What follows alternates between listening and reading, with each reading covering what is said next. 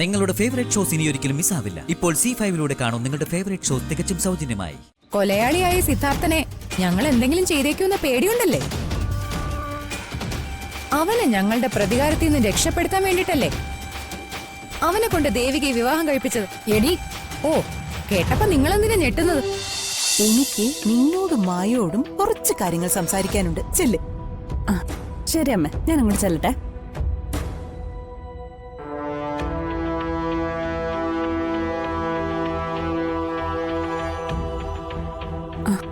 Anti, എന്താ മോളെ? അമ്മ ഫോണിലുണ്ട്. അമ്മയ്ക്ക് എന്താ സംസാരിക്കണമെന്ന് ഞാൻ സ്പീക്കറിലിടാം. അമ്മേ, നീ ഇവിടെ എത്തിയോ? ഇവിടെ അങ്കിളും ആന്റിയും ഉണ്ട്. അമ്മ പറഞ്ഞോ. രണ്ടുപേരും അടുത്തുണ്ടോ? ഉണ്ട് സുലോചനെ. സുലോചന പറഞ്ഞോളൂ. അതെ, ശ്രീകല ഇവിടെ ആകെ കലി തുള്ളി നിൽക്കുക. സിദ്ധാർത്ഥനെ കയ്യെ കെട്ടിയ അപ്പ കൊന്നു കളയുന്ന മട്ടില അവളിവിടെ ഉറഞ്ഞു തുള്ളി നിൽക്കുന്നു. സ്വന്തം അച്ഛനെ കൊന്ന ആളിന്റെ കൂടെ ദേവിക അവിടെ കഴിയുന്നതിനോട് ശ്രീകലയ്ക്ക് ഒരിക്കലും പൊരുത്തപ്പെടാനാവുന്നില്ല. എങ്ങനെയും ദേവികയെ പൊന്നാരൻ തോട്ടത്തുനിന്ന് ഇറക്കിക്കൊണ്ടുവരാനുള്ള പുറപ്പാടില്ല ശ്രീകല.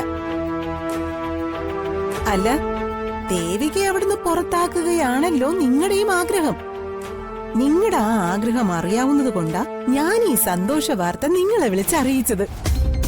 അതെ സുലോചനെ, ഇവിടത്തെ കാര്യങ്ങൾ നോക്കാൻ ഞങ്ങൾക്കറിയാം. അതുകൊണ്ട് ഈ വക കാര്യങ്ങളൊന്നും സുലോചന ഇങ്ങോട്ട് വിളിച്ചറിയിക്കാൻ നിൽക്കണ്ട.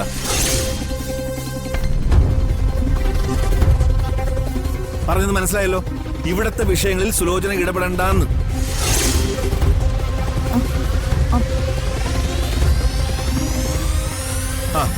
മോളെ, ആ ഫോൺ കട്ടി.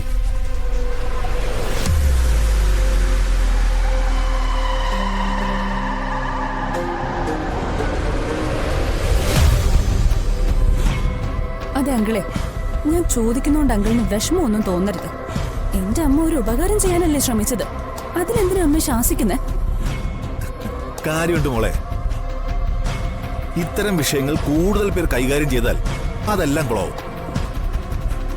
അതൊഴിവാക്കാനാ ഞാൻ സുലോചനോട് ഇങ്ങനെ പെരുമാറിയത്. അല്ലാതെ എനിക്ക് സുലോചനയോടോ മോളോടോ യാതൊരു വിരോധവും ഇല്ല. അത് മോള് മനസ്സിലാക്കണം.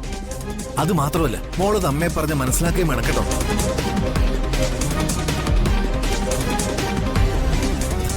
ഹരിയേണ്ട ദീർഘവീക്ഷണം ബുദ്ധി അപാരം തന്നെ.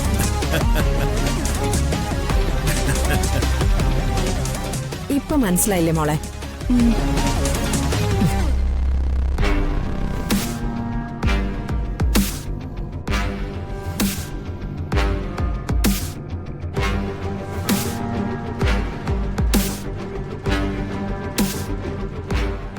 മോളെ മഞ്ജു,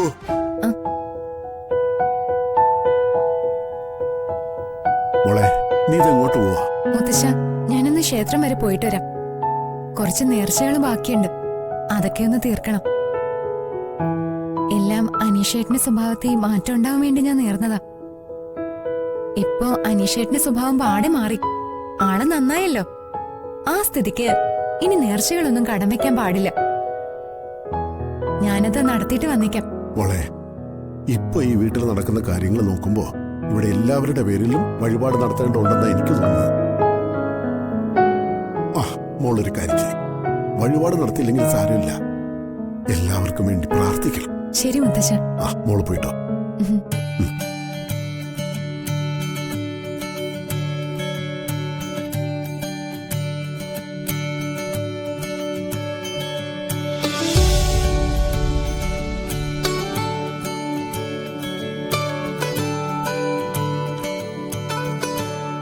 അഞ്ജിതേ, എന്താ അഞ്ജിതേ, ഞങ്ങൾ പുറത്തു പോയപ്പോ എന്താ ഇവിടെ നടന്നേ? എനിക്കെങ്ങനെ അറിയാനാ? അപ്പോ നീ ഒന്നും അറിഞ്ഞില്ലേ? അല്ല, ഇതൊക്കെ എന്തിനാ എന്നോട് ചോദിക്കുന്നെ? നീ ഈ വീട്ടിലെ ഒരു അംഗമല്ലേ, അതുകൊണ്ട് ചോദിച്ചതാ. സാധാരണ അതല്ലല്ലോ പതിവ്. അഞ്ജിത എന്തിനാ ഒരു കാരണമില്ലാതെ ഗോപിയോട് തട്ടിക്കയറുന്നേ? അല്ല, ഇവിടെ എന്ത് നടന്നാലും ഗോപിക എപ്പോഴും ദേവികേച്ചോടാണല്ലോ ചോദിക്കുന്നത്. ഇതും ദേവികേച്ചോട് ചോദിച്ചു മനസ്സിലാക്കിയാ മതി. ദേവിയേച്ചോട് ഞങ്ങൾ ചോദിച്ചതാ, പക്ഷേ ദേവിയേച്ചൊന്നും പറഞ്ഞില്ല. എങ്കിലേ എനിക്കൊന്നും പറയാനില്ല. അഞ്ജിത,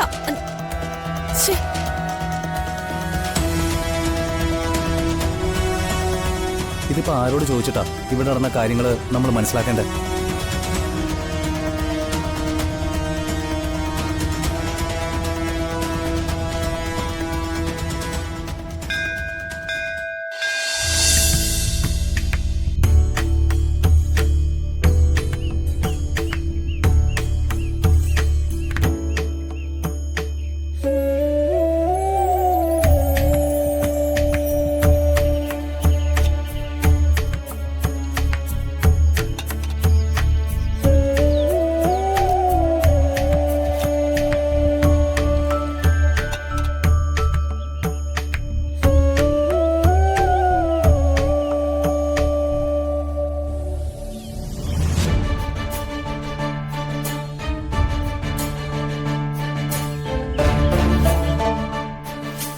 മഞ്ജു, തൊഴുതിറങ്ങിയോ?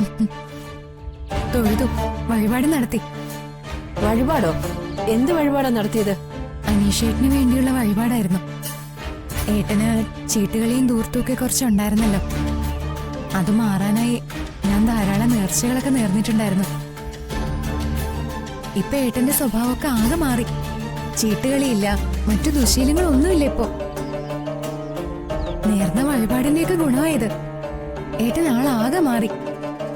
ആ സ്ഥിതിക്ക് വഴിപാട് പൂർത്തിയാക്കണമല്ലോ. ഇന്ന് വന്ന് അതങ്ങ് നടത്തി. എന്റെ പൊന്നു മഞ്ജു, ചൂത് കളിക്കാരനും വഴക്കാളിയായ നിന്റെ ഭർത്താവിനെ വഴിപാട് നടത്തി രക്ഷപ്പെടുത്താമെന്നാണോ നീ കരുതിയത്? അത് ഒരിക്കലും സാധിക്കില്ല. ഈ നേർച്ചയും കാഴ്ചയും കൊണ്ടൊന്നും നിന്റെ ഭർത്താവ് മാറാൻ പോകുന്നില്ല. മായന്റെ എന്താ അങ്ങനെ പറഞ്ഞത്? അല്ല, നിങ്ങളുടെ കുടുംബക്കാരുടെയൊക്കെ പൊതു സ്വഭാവമാണല്ലോ വഴക്കും വക്കാണവും സംസ്കാരമില്ലാത്ത പെരുമാറ്റവും. മായന്റി, ഇതൊരു ക്ഷേത്രം. ഇവിടെ നിന്ന് സൂക്ഷിച്ച് സംസാരിക്കണം. നിങ്ങൾ എന്തിനാ ഞങ്ങളുടെ കുടുംബക്കാരിങ്ങനെ അനാവശ്യമായി അവഹേളിക്കുന്നത്? മോതിരം കാണാനില്ലെന്ന് പറഞ്ഞ് നിങ്ങൾ എല്ലാവരും കൂടി വന്ന് ഞങ്ങളെ നാണം കെടുത്തി. അതും പോരാഞ്ഞിട്ട് ഇപ്പൊ വീണ്ടും വന്ന് കുത്തുവാക്ക് പറയുന്നോ? എങ്ങനെ പറയാതിരിക്കും? അമ്മാതിരി പോരല്ലേ ശ്രീകല വീട്ടിൽ വന്ന് കാട്ടിക്കൂട്ടിയത്? അതൊന്നും നീ അറിഞ്ഞില്ലേ? നിങ്ങളുടെ മുത്തശ്ശനും ശ്രീകലയൊന്നും അതിനെക്കുറിച്ച് ഒന്നും പറഞ്ഞില്ലേ? അറിഞ്ഞു.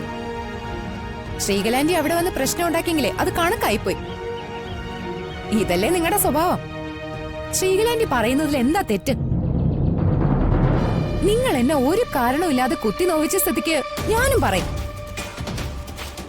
കൊലയാളിയായ സിദ്ധാർത്ഥനെ ഞങ്ങൾ എന്തെങ്കിലും ചെയ്തേക്കുമെന്ന പേടിയുണ്ടല്ലേ?